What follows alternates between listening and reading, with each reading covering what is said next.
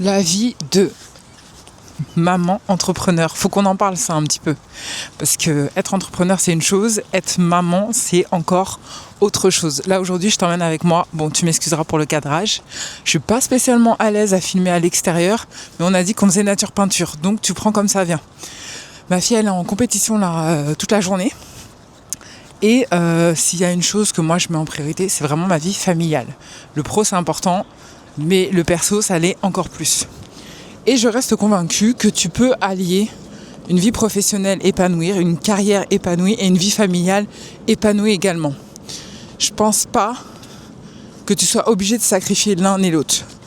La seule chose, c'est que ça te demande des compromis.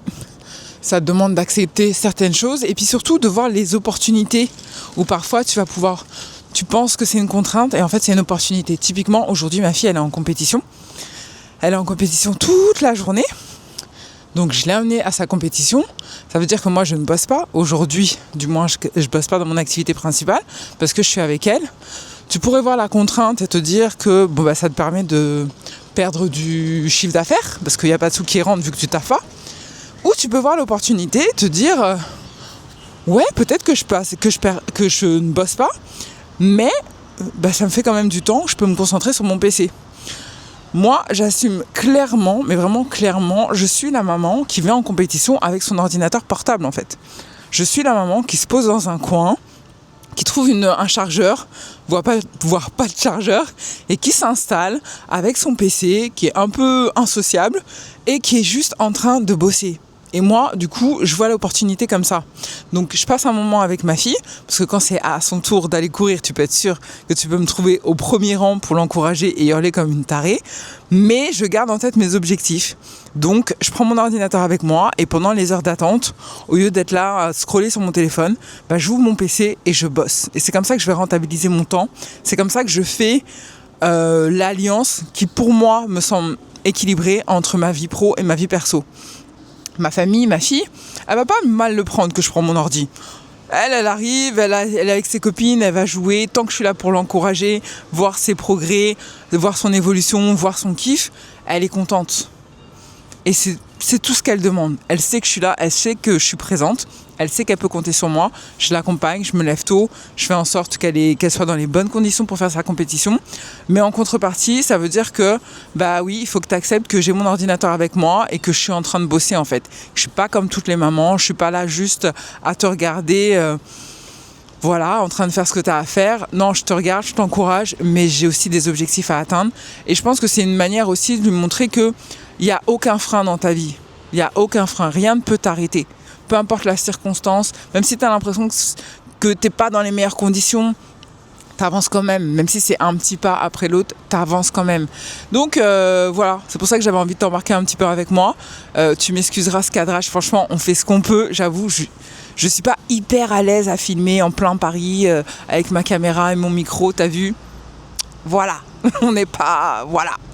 Donc c'est une sortie de zone de confort pour moi, mais en même temps c'est une sortie de zone de confort pour moi, mais en même temps, ça te permet de voir que en fait, on a toutes nos challenges, on essaye toutes de faire du mieux qu'on peut. Au jour le jour, on a des objectifs à atteindre et parfois, ça demande d'être un peu en non-stop. C'est-à-dire d'avoir un fil rouge conducteur et ce fil rouge, c'est ton business. Donc malgré que tu t'occupes des tiens, que tu es avec eux, parfois, ton taf, il est là aussi, quoi. Moi, je pars du principe que c'est un ensemble et tout peut être compatible.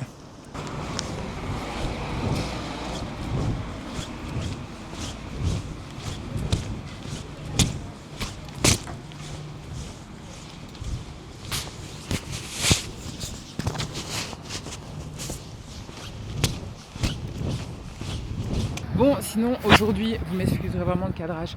Aujourd'hui, j'ai bossé sur le calendrier éditorial de Instagram parce qu'on a dit que cette année, on voulait de la visibilité, on veut des abonnés, on veut surtout des abonnés engagés. Donc, qui dit Instagram et visibilité, dit stratégie en fait. Tu peux plus te permettre de poster sur Instagram sans stratégie.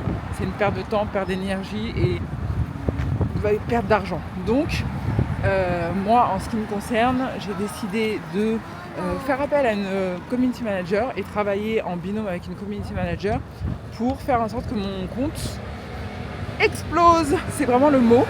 Pour ça, on a travaillé sur mon personal branding, sur mes couleurs, sur absolument tout. Et là, je devais valider le contenu pour ce prochain mois. Sur quoi on va communiquer, de quoi on va parler, quelle stratégie, quels piliers fondamentaux on va mettre en place. Donc c'est assez, je dirais pas challengeant, mais ça t'oblige à mettre de la structure dans ton business. Moi j'ai l'habitude de poster pour poster, un peu au feeling. Parfois ça me prend, ça a de la structure, ça tient 2 jours. Il y a beaucoup de vent, j'espère que tu vas m'entendre. Parfois c'est n'importe quoi.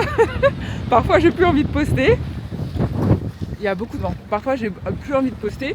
Et là je me suis dit non, si tu veux des résultats, en fait il faut que tu sois structuré, il faut que tu réfléchisses à ce que tu fasses, il faut que tu réfléchisses à ce que tu fais. Il faut arrêter d'être au feeling quoi en fait. Donc on a dit qu'on allait chercher les grands moyens. Donc j'ai cherché une experte dans son domaine pour qu'elle m'apporte sa vision de Instagram, d'un compte qui fonctionne. Je vais apporter ma touche aussi parce que je pars du principe que c'est un binôme. Si tu prends juste une CM pour qu'elle poste à ta place parce que tu as la flemme, pour moi c'est pas la bonne stratégie. Il faut vraiment fonctionner en collaboration. L'idée c'est que elle n'est pas toi, tu n'es pas elle. Elle a son expertise, tu as la tienne. Et c'est la combinaison des deux qui va faire un banger. Moi en tout cas j'en suis persuadée. Donc pendant que ma fille est en train de faire sa compète, j'étais en train de regarder le calendrier éditorial que m'a fait ma CM. Il y a des choses qui vont, d'autres qui vont pas, donc on doit se faire un point lundi pour discuter de tout ça et voir comment on peut optimiser. Si tu l'as pas encore compris, je suis la reine de l'optimisation. Moi, le temps c'est de l'argent, donc on fait bien les choses, on essaie de les faire correctement et de manière efficace, surtout ça.